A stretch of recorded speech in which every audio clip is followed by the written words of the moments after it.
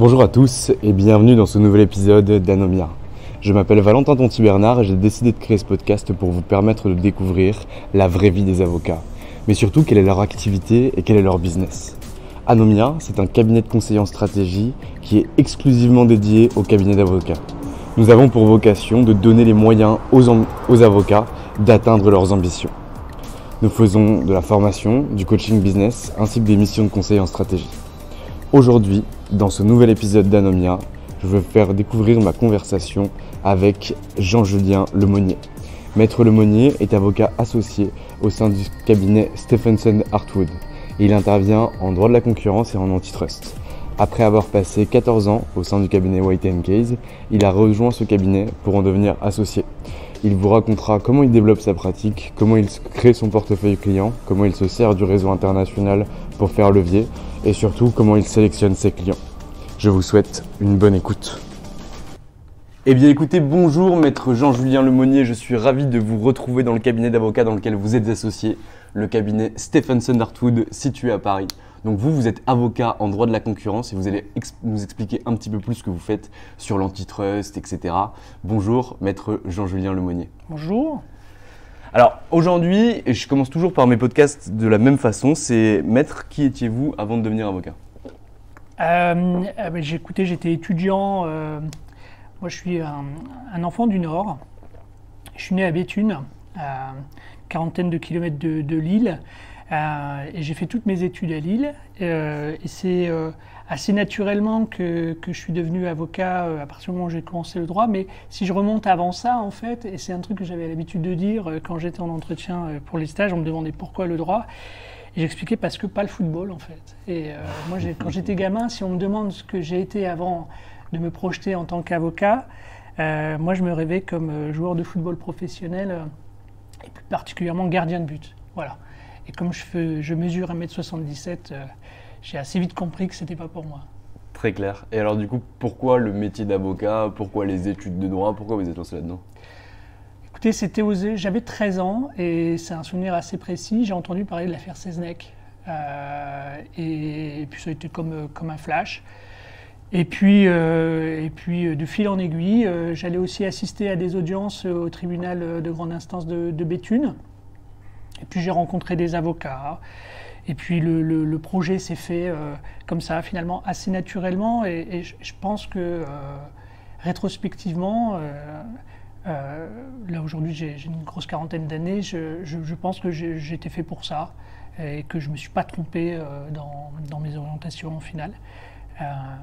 Et que voilà, à aucun moment depuis le début de ma carrière j'ai regretté d'être avocat. Bah, c'est une super bonne chose. Donc à 13 ans, vous vous dites ok, le métier d'avocat ça peut être intéressant, vous rentrez à la faculté de droit et là vous vous destinez vers un droit plus particulier que le droit de façon globale, vers le droit des AF et notamment le droit de la concurrence. Alors il y a quand même un grand pas entre l'affaire Seznec et le droit de la concurrence, mais il y a quand même beaucoup de points communs. Mais quand j'entre en fac, je veux déjà devenir avocat et je me souviens que un de mes premiers cours, le prof dit mais alors qu'est-ce que vous voulez faire ? Et il cite comme ça un certain nombre de métiers et qui recueillent plus ou moins de suffrages. Il y avait notamment juge de l'affaire familiale qui avait suscité pas mal de mains levées à l'époque. Et puis au bout d'un moment, il dit avocat, et là, il y a 80% de la promo qui lève la main. Et le prof dit beaucoup d'entre vous vont devoir réimaginer leur carrière professionnelle puisqu'il est manifeste que vous ne pourrez pas tous devenir avocat. Et là, moi, j'ai eu peur. Voilà. Et cette peur, elle m'a jamais quitté jusqu'à ce que on ait les résultats de l'examen d'entrée à l'école d'avocat de Lille. L'ICSAD. Alors, le en fait, ensuite, moi j'ai fait le FB. J'ai demandé la passerelle, mais voilà, ça s'est passé comme ça. Très clair. Et donc là, vous allez vous confronter finalement à vos premiers stages. Et où vous décidez d'aller à Paris ? Alors, en fait, donc, c'est en maîtrise, moi, que je me dis, le droit des affaires m'intéresse plus que le reste. Et puis, j'avais fait une expérience, j'avais été assistant de justice aussi à la cour d'appel de Douai. Okay.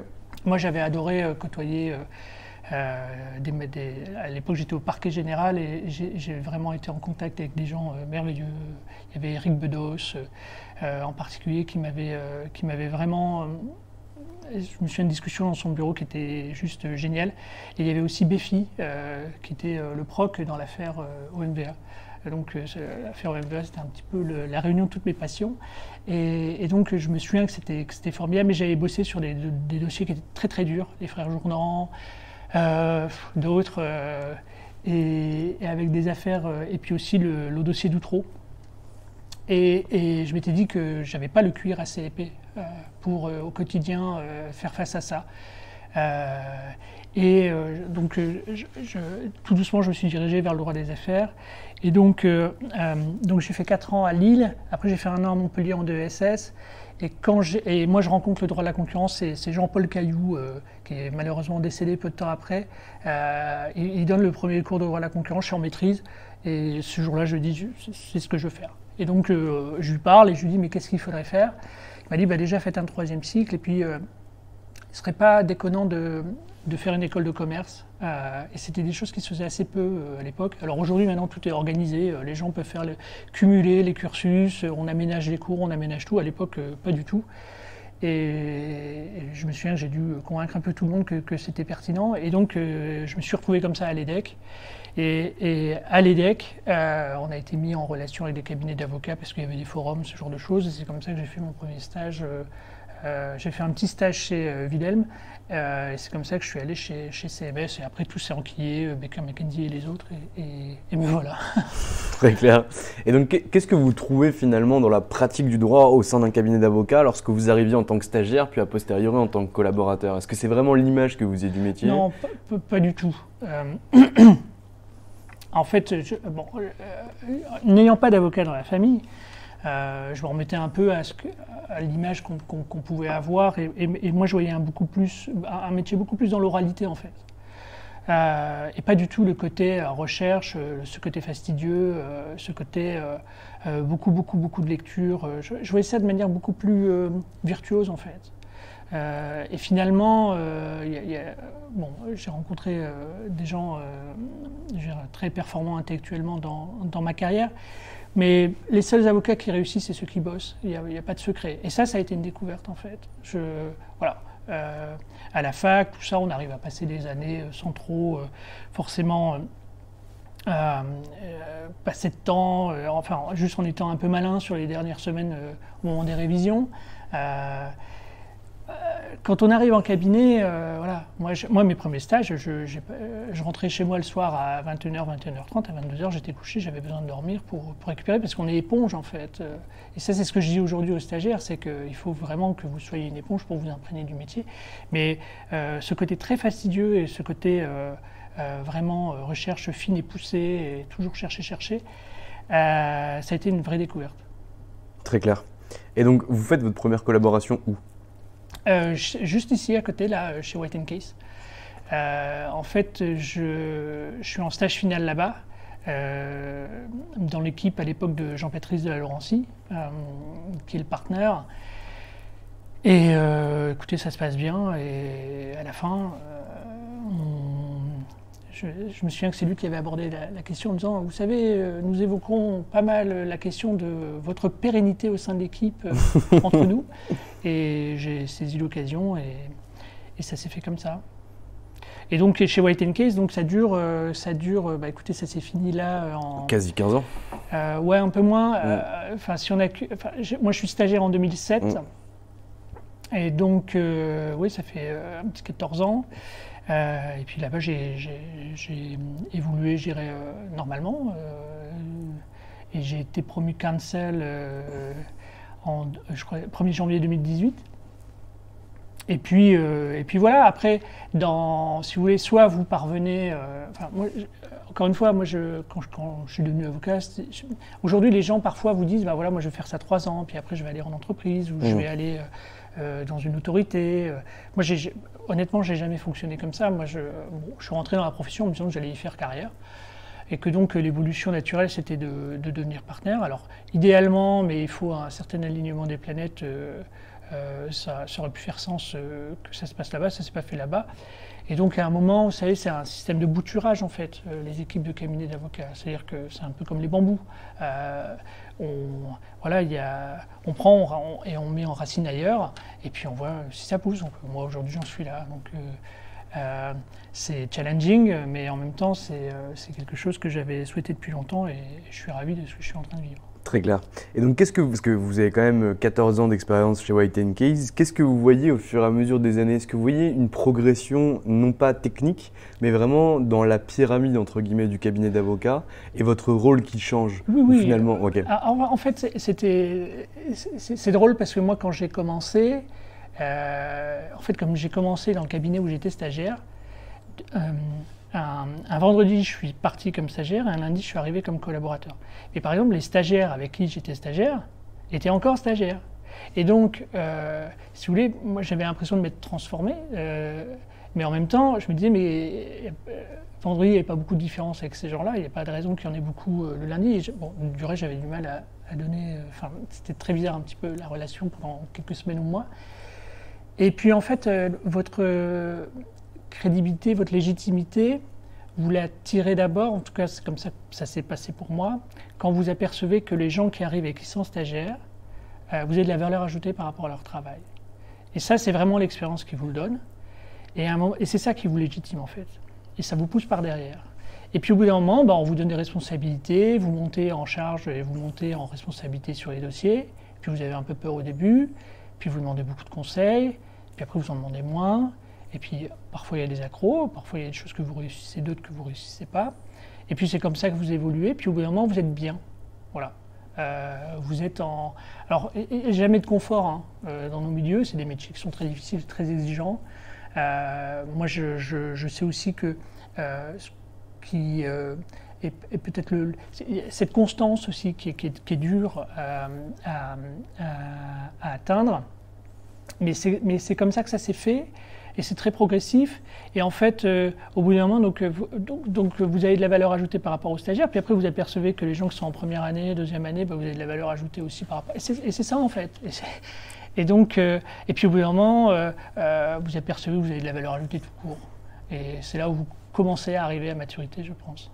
Très clair. Mais c'est très long, c'est très long, c'est très lent, et puis il y a des rechutes, et puis parfois on croit, et puis on se trompe, voilà. C'est une perpétuelle remise en cause. Il se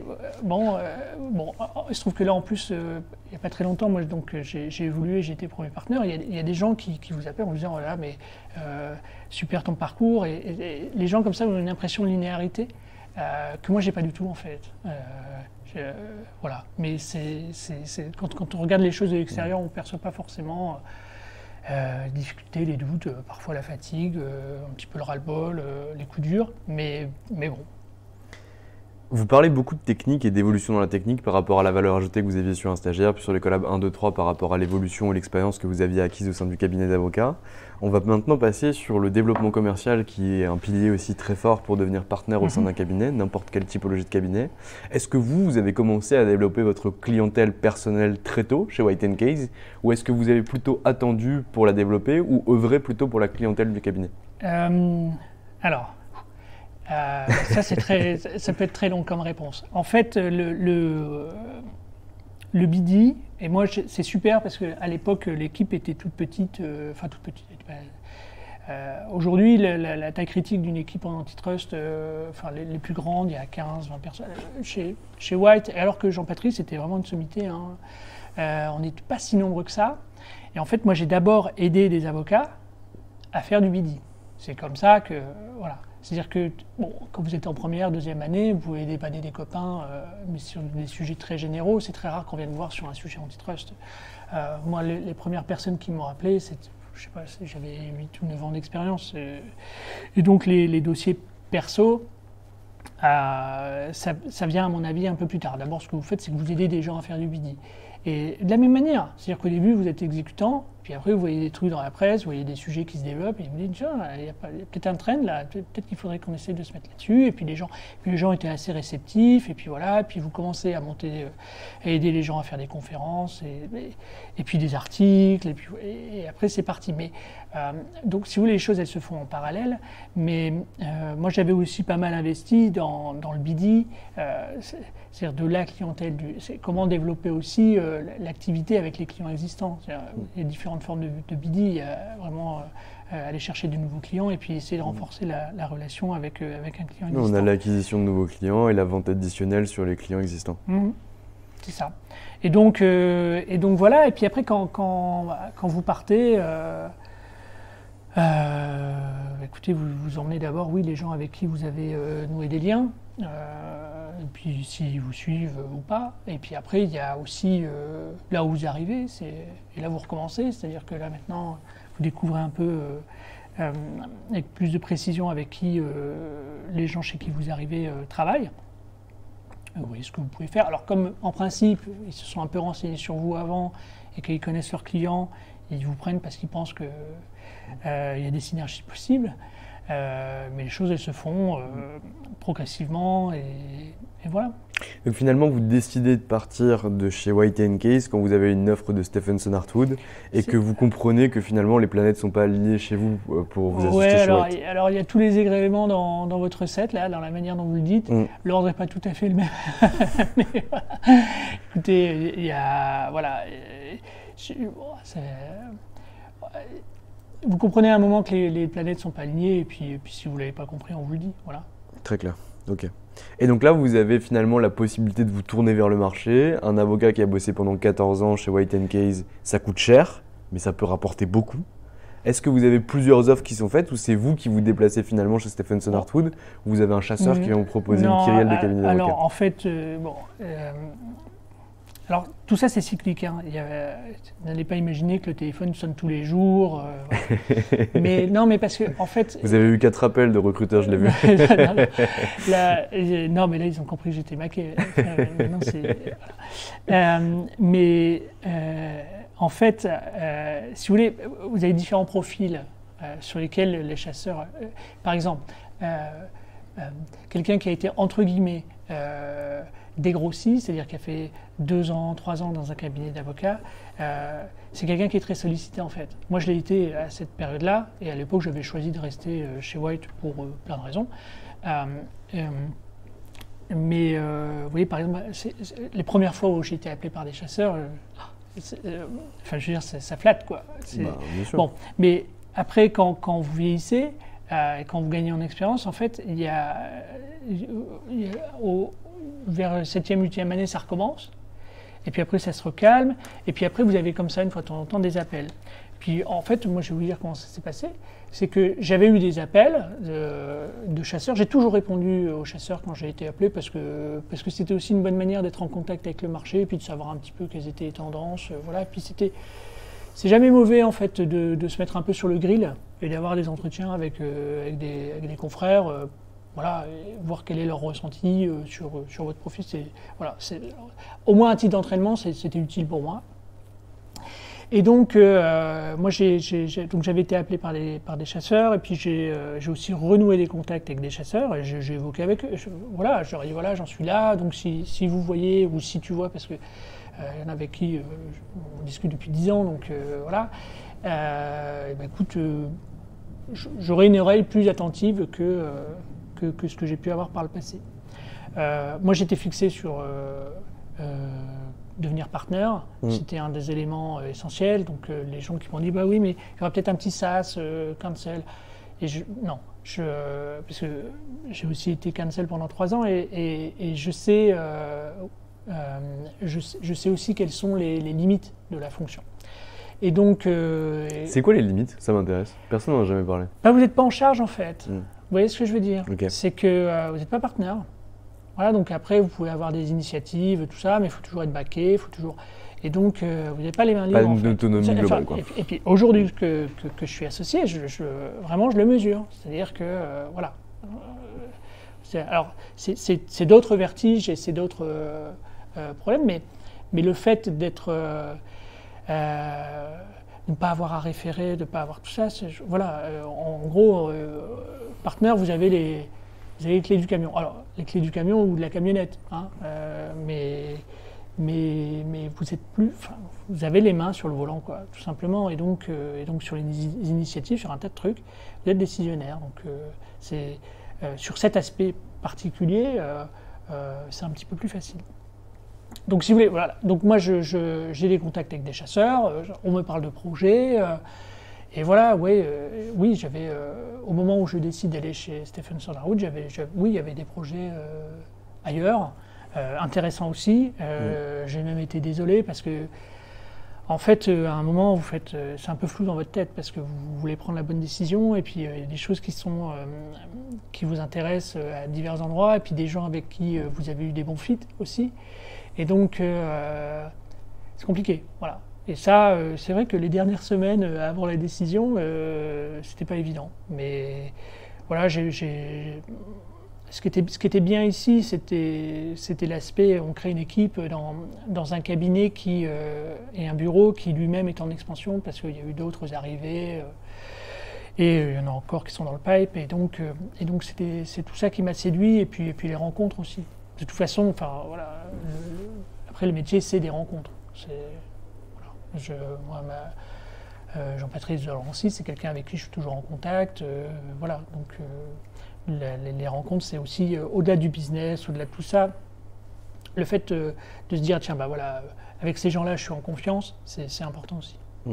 Et alors c'est quoi du coup le positionnement du cabinet Stephenson Harwood? Parce que c'est vrai qu'en France, dans le barreau d'affaires, on connaît beaucoup de cabinets, mais c'est vrai que celui-ci est moins connu de la part, en tout cas, des jeunes avocats ou des étudiants, et même de la part du marché, parce que c'est vrai que nous, on a beaucoup d'informations sur beaucoup de cabinets d'avocats, et par exemple sur Stephenson, on en a très très peu.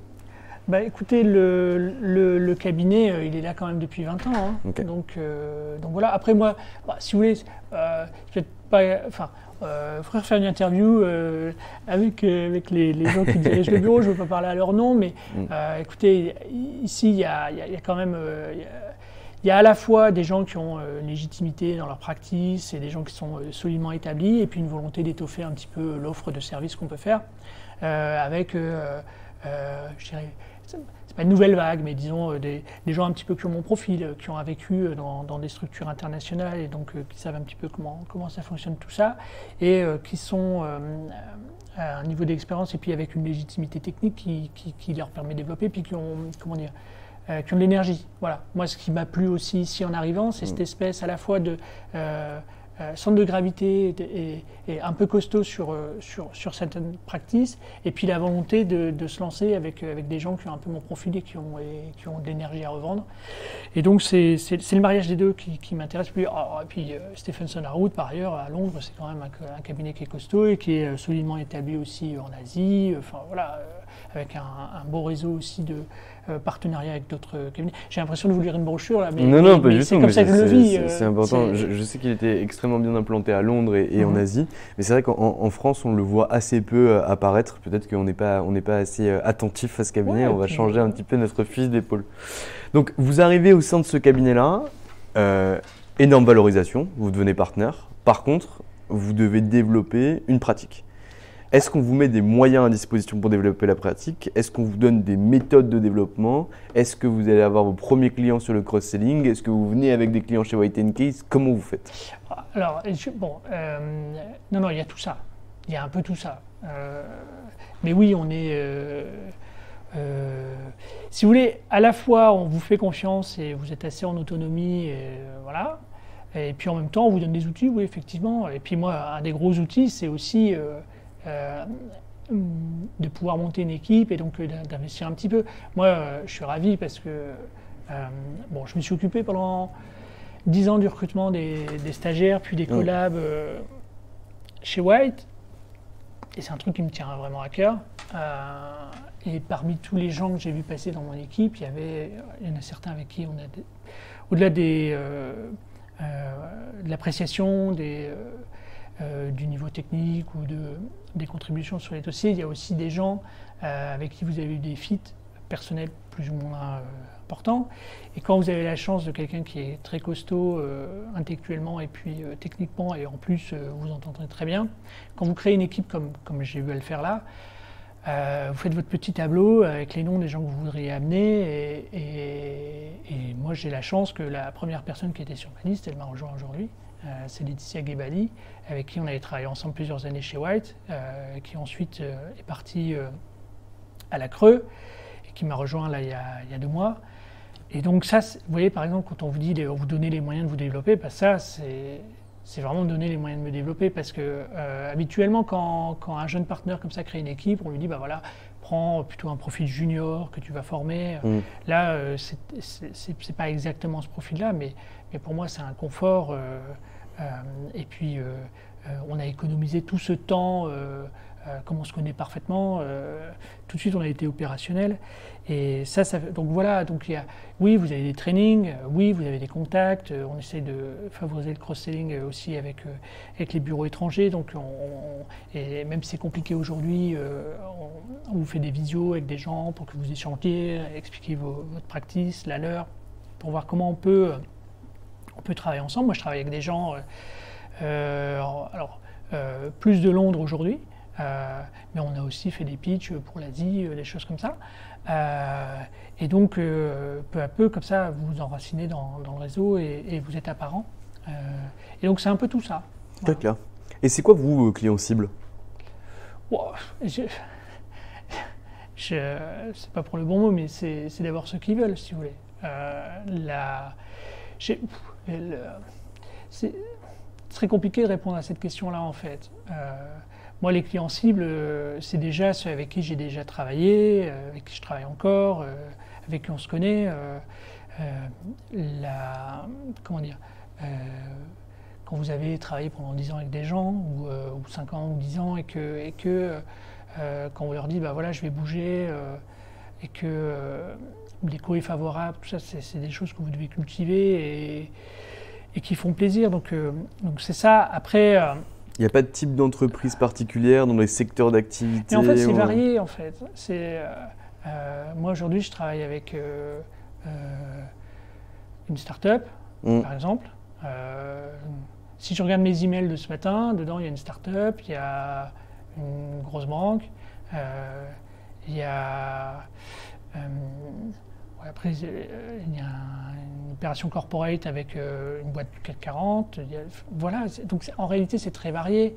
Et si vous voulez, moi, je me limite pas non plus. C'est-à-dire que je suis pas dans une situation où je me dis je ne prendrai que cela. Pas du tout. Voilà, on va voir comment ça va se passer. Après, par le passé, j'ai pu m'apercevoir qu'il y avait des clients avec qui c'était pas la peine de... Mais si vous voulez, les choses, elles se font naturellement et vous aiguillez les gens vers d'autres personnes, c'est tout, c'est comme ça. Mais oui, il y a des secteurs, il fait beaucoup de banques, et puis après, vous regardez aussi là où il va y avoir des consolidations, parce que il y a une partie de mon activité qui est du merger control. Après, là, avec le Covid, sur les aspects antitrust, on verra, mais à mon avis, ça va prendre un petit peu de temps pour décoder tout ce qui s'est passé pendant la période du Covid. Mais je parlais à des gens, vous apercevez que oui, quand on est dans des situations où en fait on est juste en train d'essayer de survivre, on est un petit peu moins regardant parfois sur des règles qui peuvent apparaître comme moins essentielles, mais qu'ils redeviennent quand tout va bien. Si vous voulez, quand la poussière retombe. Là, moi, je pense qu'il y a pas mal de gens au sein des entreprises qui regardent un petit peu ce qui s'est passé sur les derniers mois et qui ont un peu des sueurs froides parce que oui, et c'est humain d'une certaine manière. Nécessairement, il y a eu des contacts qui n'auraient peut-être pas dû avoir lieu, mais tout ça, ça va prendre du temps. Donc voilà, pour répondre à votre question, moi j'ai des zones de focus, évidemment, mais bon, tout ça c'est pas écrit dans le marbre. Après, regardez, là, tout à l'heure, moi je vais aller déjeuner avec quelqu'un que j'ai rencontré en stage. En stage, c'est 2005, qui est devenue directrice juridique, voilà. Bon, elle m'a dit, attention, moi je suis pas décisionnaire, mais l'idée c'est pas... Vous voyez ce que je veux dire, c'est qu'il faut être ouvert et discuter, et que l'idée c'est pas seulement... Je me dis pas, tiens, on va déjeuner ensemble, j'attends pas un retour sur investissement direct. On est, voilà, le tout c'est de multiplier les contacts et d'être introduit auprès d'autres personnes éventuellement. De toute façon, c'est pas du shot court terme, quoi qu'il arrive. Non, mais il y a, vous savez, moi j'avais aussi, quand je suis arrivé ici, on m'a dit, mais depuis quand vous pensez être partenaire? Mais en fait, moi, avocat, enfin, d'abord, moi je ne savais pas avant, quand j'ai commencé, qu'il y avait comme ça cette hiérarchie. Vous voyez, oui, un avocat, c'est un avocat. Un avocat, c'est un avocat, c'est l'intuitu personnel. Et en réalité, il y a une cohérence. C'est-à-dire que, et pour en avoir discuté avec d'autres personnes qui sont par exemple devenues juristes d'entreprise, mais on ne se réveille pas un matin en disant tiens, je vais devenir partenaire. C'est un chemin qui est beaucoup plus long et puis c'est aussi en vous d'une certaine manière. Il y a Sam Golchani, qui est un ancien collègue de White, qui bossait avec vous, en tout cas dans les mêmes locaux, et qui disait que finalement on devenait avocat le jour où on devenait associé, parce que c'est à ce moment-là qu'on rentrait en responsabilité. J'ai vu, il a donné une interview, alors je ne sais pas si c'était chez vous, mais j'ai vu ça. Oui, c'était chez nous. L'aventure commence quand on devient partenaire. Exactement. Et alors, j'ai pas forcément assez de recul pour pouvoir faire part de mon propre vécu, parce que moi, mon vécu de partenaire, il a commencé il y a 6 mois, même pas 6 mois d'ailleurs. Mais ceci dit, j'ai déjà trouvé que l'aventure préalable à ça était très sympa. Je veux dire, c'est difficile et c'est tout ce qu'on veut, mais quand même, moi, en plus, j'ai quitté White & Case il n'y a pas très longtemps, donc même en tant qu'individu, quand je repense à celui que j'étais quand je suis rentré en 2007 et celui qui est sorti en 2021, il y a une certaine évolution et White & Case y est nécessairement pour quelque chose. Il faudrait qu'on se reparle dans quelques années. Plaisir, rendez-vous dans 10 ans.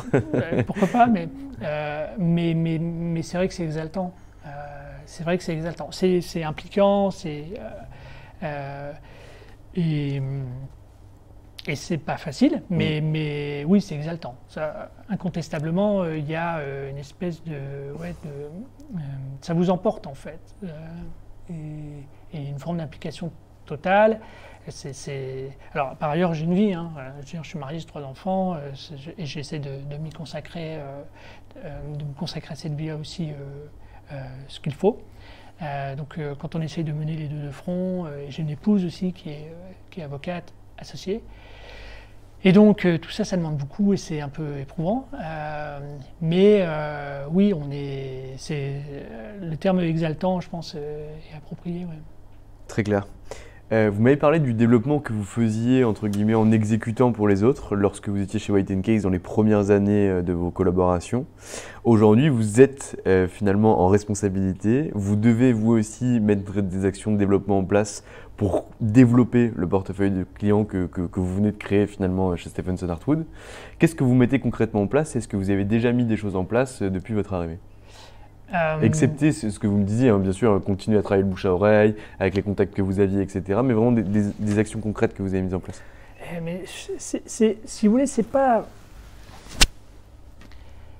un process, je dirais, comparable à un process de fabrication. Moi, si vous voulez, tout ça, c'est de la croissance lente. C'est pas.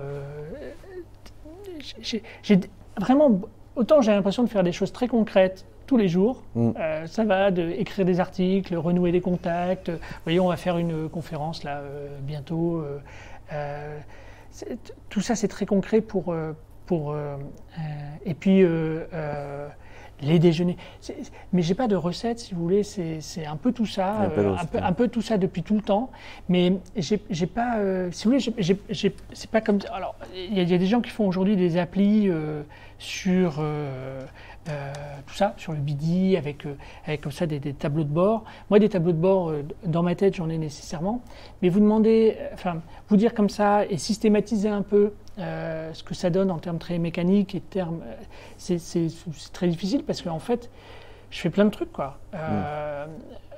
Mais ça dépend des gens, ça dépend de. J'ai pas de recette. Il y a beaucoup d'humains aussi dans les métiers. Vous voyez ce que je veux dire? Carrément. Et donc du coup, c'est compliqué de vous dire que on fait ça sur la base d'une matrice ou d'un système. Moi, si vous voulez, et puis encore une fois, moi, ça fait 15 ans que, enfin, ça fait même un petit peu plus si on compte les stages, mais si vous voulez, il y a aussi, derrière aussi des questions d'éthique et d'attitude personnelle et d'accompagner les gens. Et bref, tout ça, ça donne une recette qui est très informelle en fait. Et si je devais la coucher, bon, d'abord, ce serait un peu présomptueux, on va déjà voir ce que ça a donné, mais oui, moi j'ai des listes, j'ai des choses, des gens dont je me dis tiens, ça fait longtemps que j'ai pas eu de nouvelles, blablabla, mais être plus concret que ça, c'est très compliqué, puis ça nous emmènerait pendant des heures. Très clair. Et du coup, vous mettez pas en place d'indicateurs de performance par rapport à ces actions? Il y a des gens qui le font pour moi. D'accord. Il y a des gens qui le font pour moi. Si vous voulez, voilà. Après, moi, j'ai aucune naïveté non plus sur ces aspects-là. Mais je me dis aussi que, en fait, il ne faut pas regarder les indicateurs. Les indicateurs, c'est une conséquence. Vous voyez ce que je veux dire? C'est que la cause, je veux dire, vos tableaux de bord, ils bougent en fonction de ce que vous faites. Donc, il ne faut pas regarder vos tableaux de bord, il faut bouger, il faut faire des choses. Et puis après, vous voyez, vous dites, voilà, vous direz, oui, ça a marché, ça n'a pas marché. Alors, bien sûr, mais le job de le tableau de bord, c'est réussir à mettre les bons indicateurs de performance par rapport aux bonnes actions, aux bons centres de profit, regarder ce qui se passe, analyser et derrière agir en fonction des analyses qu'on a pu opérer. Mais alors, j'avais déjà ça là où j'étais avant, et il y a des gens qui le font pour moi aujourd'hui ici, et voilà. Mais encore une fois, moi, en plus, encore une fois, il faudrait peut-être qu'on se reparle dans 1 an ou dans 2 ans. Mais moi, aujourd'hui, je fais ce que j'ai un peu toujours fait. Et puis, j'écoute ce qu'on me dit qu'il faut faire, parce que ça, c'est très important. Je veux dire, le mentoring, c'est essentiel aussi dans nos métiers. Et après, il y a une période d'incubation, les choses se font, et puis voilà. Et nécessairement, moi, je réaiguillerai ma manière de faire.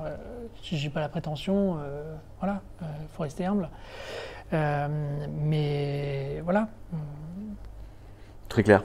Donc, quels sont vos projets pour les 5 prochaines années, maître? On va y aller de questions chiantes en questions chiantes. Non, mais je dis pas que c'est chiant. C'est pas mon propos, mais si vous voulez, allez, c'est quoi l'idéal dans 5 ans? C'est d'avoir, d'avoir développé une équipe reconnue, moi je vois ça aller. On est en train de rêver là. Bien sûr. Entre 5 et 10 personnes, où ça marche bien, où les gens sont contents, et les clients, les collaborateurs, et puis où on fait quoi? On fait un peu ce qu'on fait aujourd'hui, c'est-à-dire des beaux dossiers de contentieux antitrust, contrôle des concentrations, investissement étranger, et puis les investigations internes, ça s'est bien développé, on fait pas mal de compliance, et le mix marche bien, et les gens évoluent bien dans leur carrière, ils sont contents. Et voilà, moi, si vous voulez, quand j'ai commencé à m'occuper du recrutement des stagiaires, je voulais que les gens soient contents d'arriver dans leur... Moi, j'ai été stagiaire et je me souviens encore très bien de mes différents ressentis par là où je suis passé. Et je me disais, je veux que les gens soient contents de leur stage. Et c'est en fait une espèce de... C'est l'expérience collaborateur, l'expérience client. Ce que je veux dire, c'est que ce que j'aimerais construire, c'est une équipe dans laquelle tous les environnements sont ravis d'expériences qu'ils ont avec nous. Voilà. Je pense que c'est une super bonne chose. Oui, bon, après, c'est... bon. vaste programme quand même. Très clair. Maître, je vous ai déjà pris une bonne partie de votre temps ce matin, surtout que vous avez un déjeuner à midi. Est-ce que vous auriez un mot de la fin à destination de votre cabinet actuel, des futurs talents que vous pourriez recruter, des potentiels clients que vous pourriez aller chercher, n'importe quoi, carte blanche? La dernière fois qu'on m'a posé la même question, quelques mois, et j'avais dit je sais pas. Et j'étais resté quoi, je sais pas. Et en fait, je pense que comme mot de la fin, je ne sais pas, je pense que c'est très bien en fait. Parce que c'est une feuille de route en fait, je ne sais pas. Et voilà, il faut toujours avoir, je pense, le matin, l'humilité de se dire qu'on a plein de choses à apprendre et plein de choses à découvrir, que le jour où on pense qu'on sait, c'est là où vraiment on se met en danger. Il y a mon mentor qui m'a toujours dit une phrase qui était « Ne demande pas ton chemin à qui le connaît déjà, tu ne risquerais de ne pas te perdre ». Oui, bah voilà, c'est pas mal. On finit là-dessus. Merci en tout cas, maître Jean-Julien Lemonnier. C'était un vrai plaisir de pouvoir échanger avec vous. En tout cas, moi, je sais ce que je vous souhaite. Je vous souhaite plein de réussite au sein de cette nouvelle association chez Stephenson Hartwood. J'espère que d'ici 5 ans, vous serez entre 5 et 10, que vous serez une équipe rayonnante et que tout le monde sera heureux d'être ici. En tout cas, je croise les doigts pour vous et je touche du bois. Merci, maître. Merci beaucoup. Et voilà, c'est fini pour aujourd'hui. J'espère que cet épisode vous a plu. Pour découvrir tous les contenus qu'Anomia propose, vous pouvez vous rendre sur www.anomia.fr. Vous y trouverez des vidéos, des podcasts, des articles et également nos propositions de formation et d'accompagnement dédiées aux avocats, dédiées au business des avocats. Je vous souhaite une excellente journée et n'hésitez surtout pas à nous contacter. À bientôt.